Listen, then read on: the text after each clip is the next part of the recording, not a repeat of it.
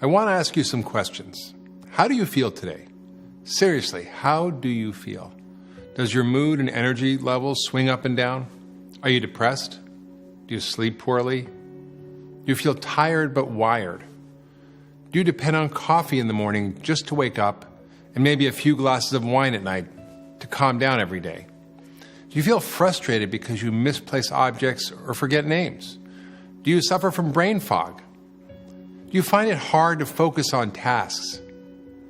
Do you feel your energy diminishing as the days go on? If you do, you're not alone. This is how most Americans feel. In fact, I'd say we have an epidemic on our hands. Psychiatric disorders affect 26% of our adult population. That's over 60 million Americans. Over 20% of children have some type of psychiatric disorder. Over 40 million people have anxiety, and more than 20 million people have depression. 1 in 10 Americans takes an antidepressant. The use of antidepressants has tripled in the last decade. Alzheimer's disease will affect 30%, and some experts say up to 50% of the people over 85, which is the fastest growing segment of our population and will affect 106 million people by 2050. Attention Deficit Hyperactivity Disorder, or ADHD, is a label we now give to almost 9% of children between the ages of 8 and 15. Autism rates have increased in children from 3 in 10,000 to 1 in 166 and more. That's an 11-fold increase in the last decade. Learning disabilities affect between 5 and 10% of school-age children. These statistics are grim, and the indirect costs to society for these brain disorders are mammoth. They include loss of productivity at school, at home, or in the workplace, accounting for a loss of over $80 billion a year. I call this an epidemic of broken brains.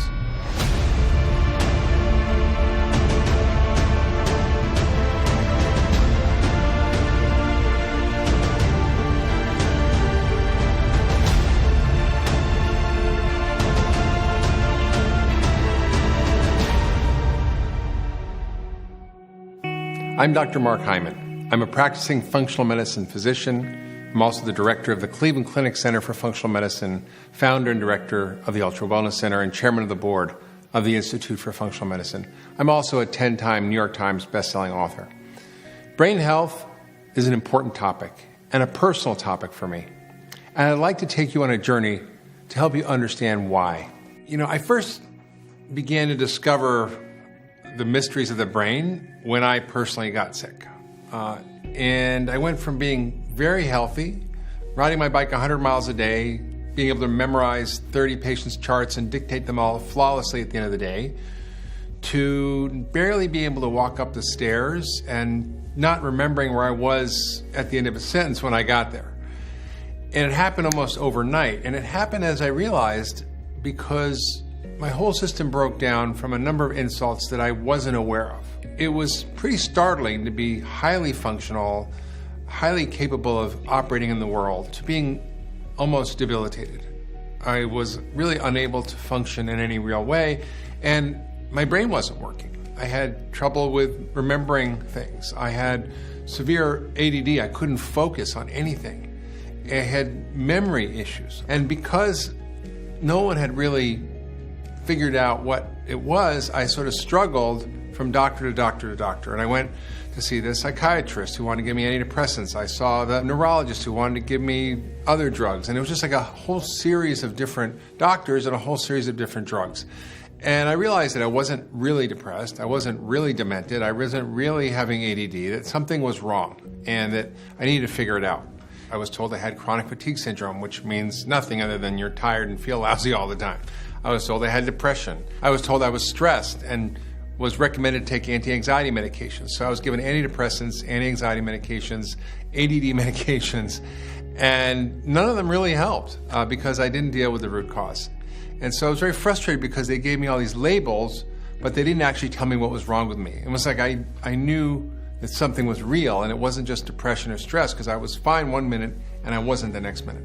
So when physicians said that to me, when my doctors told me I was depressed or had ADD or I needed medication or I was anxious, it made me angry because I felt that I was given these labels, but I was given no roadmap to get better. And I realized that as physicians, we're trained to actually label people and often tell them it's psychological when it's very physical. Because we don't know what to do, and we don't know how to find the answer, and we don't know the questions to ask, so we just assume, well, if you're having all these vague symptoms, it must be in your head. And I knew it wasn't, although it was affecting my head, it wasn't in my head. Our broken brains cause many problems, such as anxiety, depression, bipolar disease, personality disorders, addictions, obsessive-compulsive disorder, attention deficit disorder, autism, Asperger's syndrome, learning difficulties, and dyslexia. They take many shapes, including psychotic disorders such as schizophrenia and all the neurodegenerative diseases of aging, especially Alzheimer's, dementia, and Parkinson's disease. In episode 1 of the Broken Brain docuseries, I brought together some of the world's leading brain and health experts to talk about the increase of broken brain syndrome. Just how bad is this epidemic? Let's find out. Well, for the most part, when you look at statistics for all types of neurodegenerative diseases, they're all on the rise. And we know that all developmental disorders are on the rise. And if you look at childhood developmental disorders, there's some stats that are saying that 1 out of 8 children in the U.S. have some type of developmental delay, whether it's dyslexia or autism or attention deficit or hyperactivity disorder. So it's really an epidemic, and it's really growing, and we're not really doing anything to change that. In addition, there are brain problems that fall on the lighter side of the broken brain continuum. And while many psychiatrists and neurologists wouldn't qualify these problems as treatable diseases, they still cause unnecessary suffering for so many.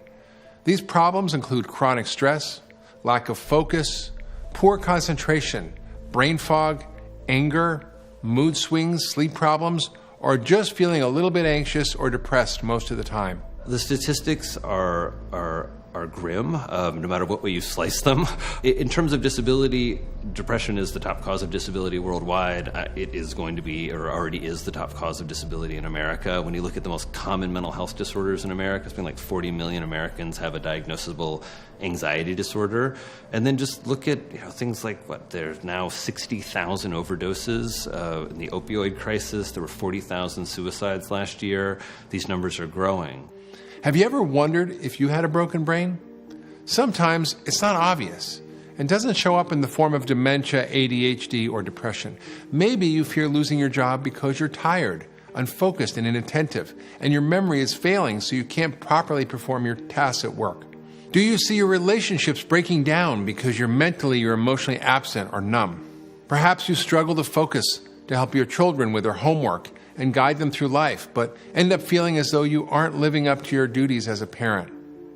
Do you lie awake at night, tormented by the grief and pain of living half a life, and then worry about how you'll find a way to wake up early in the morning just so you can get your kids to school? Do you forget to meet your friends or go to appointments and then you can't figure out how in the world you forgot? These are symptoms of a broken brain that many of us are familiar with. The symptoms of poor brain function, to a great degree, depends on the person. So, for example, if someone had an incredible memory 2 years ago, and now their memory is just average, that's a brain dysfunction, right? If someone now is feeling anxiety that they've never felt before, and there's a change, well, there's a change in the brain. So all of these factors have to be taken into account in a very individualized, personalized way.